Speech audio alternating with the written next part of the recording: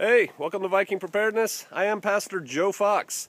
You know, we read in the news, you see on websites like this one, and other people who are into preparedness and like teaching you things that it's time to stock up, right? It's time to stock up on food, it's time to stock up on water, it's time to stock up on guns, it's time to stock up on ammo, time to stock up on silver and gold and, medical supplies and all that. And that's all good, and they all have their place within reason, and you probably need to get you some of that stuff, especially for what we see coming down the pike, right? Economic collapse, potential civil war, natural disasters, whatever, right? Just getting ready. And people feel it, and that's not what this video is about. What this video about is something that you don't see a lot of people talking about that you need to store. And I'm talking about store for a long-term bad time situation. And that is this: boots. Boots, boots, boots, stepping up and down again, boots. Yeah, some of you know what I'm talking about. Hey, boots, they are vitally important, and you need to have some that fit you, that work for you. When I was in the military, I got boatloads of boots. Thank you very much, taxpayers, for supplying me in boots. And when I left the service, I thought that I was going to have a lifetime supply of boots. That's not true. I only have about 3 more pairs of boots left. And so I'm starting to think, I may have to go get some more boots. I really suggest that you look into this.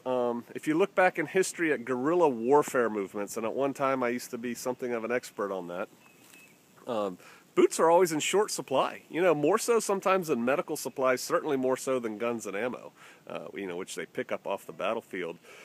I remember when I was in high school, the Contras were fighting the communist Sandinistas in Nicaragua, and Robert K. Brown from Soldier of Fortune did a boot drive, and I sent a couple pairs of boots that I had just from being a high school student that I'd picked up somewhere to shod the forces that were fighting the forces of evil.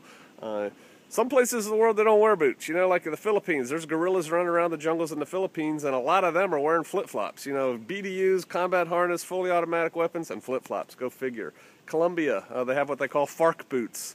And FARC boots are just basically rubber boots, that come up to the knees. And maybe that works for them, but I don't think that's going to work for you. And yeah, I know you're not thinking about being a guerrilla, and you don't have to be a guerrilla to need boots. We're not guerrillas out here at Shofar Mountain. We walk around in these woods and on these rocks and stuff, and man, it just tears up shoes.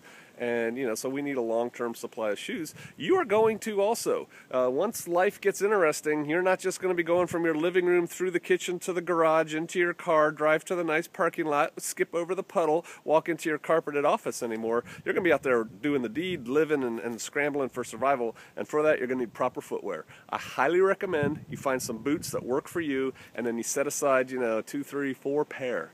It's not as sexy as buying guns and ammo. It doesn't make you feel good, maybe, as having, silver and gold. But when your feet are happy, you're happy. And when your dogs aren't happy, when your dogs are barking, you're not going to be happy. Get yourself some boots. All right, I'll see you out there.